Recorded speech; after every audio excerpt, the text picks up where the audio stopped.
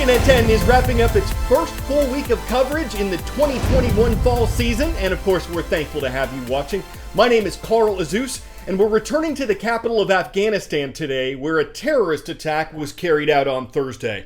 2 bombers targeted people near a gate at Hamid Karzai International Airport in the city of Kabul. When we put this show together, Afghan officials were saying that more than 60 people were killed, and U.S. officials said that 12 American service members were among them. In April, U.S. President Joe Biden announced that American combat forces would leave Afghanistan by September 11th after serving more than 19 years in the Asian country. The U.S. withdrawal date was later moved up to August 31st, and President Biden said threats to U.S. forces were a big reason why the pullout should be completed by then. But his administration has been criticized over the way the withdrawal has been carried out, and the president's suggestion that hundreds of thousands of Afghan troops were prepared to defend their country when Afghanistan's military and government collapsed in a matter of weeks in early August. One big challenge for the U.S. and other countries involved in the Afghan conflict has been getting tens of thousands of their citizens and allies out of Afghanistan. These include interpreters and people who worked with the U.S. and allied governments. They now fear they'll be targeted by the Taliban, the group that swiftly took control back in Afghanistan. For weeks, scores of people have been trying to get into Kabul's international airport and out of Afghanistan from there. It's become a symbol of the chaos amid the U.S.-led military withdrawal from the country. At this point, Afghanistan's Taliban rulers are not suspected in Thursday's airport bombing. U.S. officials believe that a terrorist group called ISIS-K, an enemy of the Taliban, is responsible. Following the attack, several countries announced they'd continue their efforts to get their allies out. 10-second trivia. In what nation would you find the fastest train in the world? France, Japan, China, or South Korea? A Chinese bullet train can travel as fast as 373 miles per hour, but it only has one line in use right now, measuring 19 miles.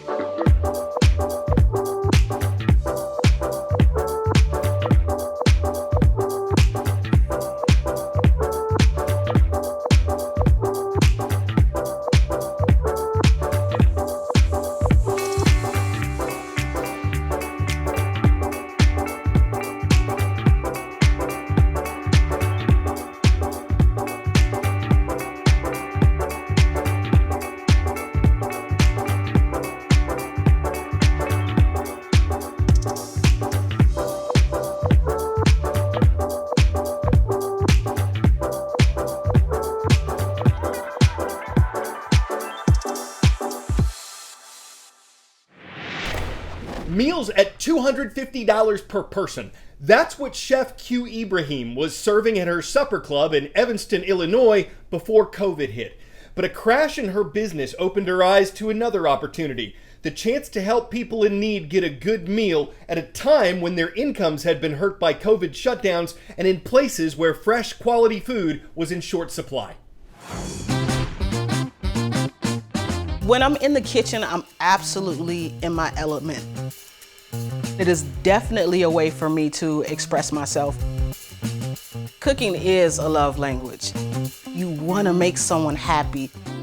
It's my ultimate expression of love. My career has been started from the bottom and I'm here. I decided to open my own business, an underground supper club. When COVID hit, I lost everything. Catering and the supper club was gone because no one was coming out. I didn't know where my next penny was coming from. I didn't know if I would be able to pay any bills.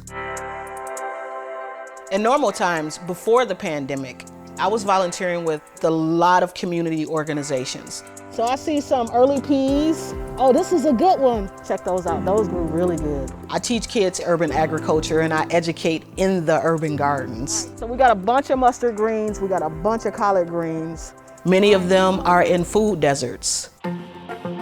When the pandemic hit, within the first week of schools closing down, when I would talk to parents and grandparents, the average person would say, hey, I'm fine, but you would hear the sound linger in their voice that said they were not fine. They did need help. And I was getting calls like, are you doing any chef camps? And it hit me that maybe parents were looking for a place during the day for their kids to come and get a meal. So it was really easy for me to say, let me cook. Initially, I was feeding 9 families. And within a week, we were at like 75 people. At this time, it was just me. The word got out so rapidly, and then within a couple weeks, we were able to get funding and we got donations. Oh yeah, look at that color. We're providing meals for people that have been financially impacted by COVID 3 to 5 times a week. Woo! We've served over 60,000 meals in the past 14 months. The families that I serve, a lot of them are single parents, a lot are seniors. It was really important for me to make sure that the meals were healthy and nutritious. We always make sure that there is something fresh on the plate. We're very veggie-centric. I'm excited. It's the best part of the day. We source a lot of food from the community gardens. Oh, look how beautiful they are. I'm working with local farms and local producers. Oh, this is delicious. Right? That's really good. It was important to me to treat the people that we serve with complete dignity. Let's go. So a typical day in the kitchen is, in the morning, we start prepping the menu. We go over notes, we go over the dietary restrictions, we know how many kiddos we have, and then we start preparing the meals. A lot of prep. It takes a lot of time. Everything is from scratch. These are home-cooked meals. These are violets, so they're edible. We just go really creative with the food. We try to do the most beautiful plating that we can do. I'm inspired to keep going because the need has not stopped. It's a great feeling to know that I'm able to ease the burden, if just a little bit. Okay, Thank you so much. Take care. I'm giving them a sense of understanding that we are in it together, a sense of knowing that people in your community do care.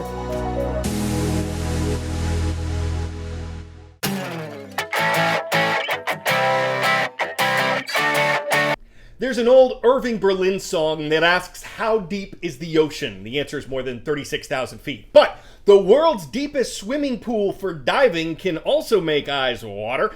Located in Dubai, United Arab Emirates, it's almost 197 feet deep, and it takes more than 3.5 million gallons of fresh water to fill it up. It has an underwater city and film studio, and while we don't know how much it cost to build this thing, the world's second deepest pool in Poland cost more than 10 million, so probably more than that.